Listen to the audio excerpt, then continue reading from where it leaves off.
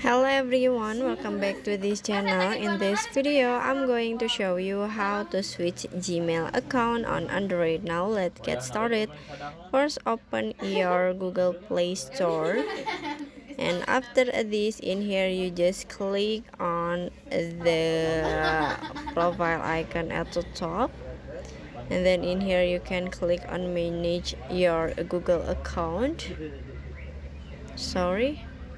In here you just click on this icon at the top, and now you can click on the 6-second Gmail at your phone and click on accept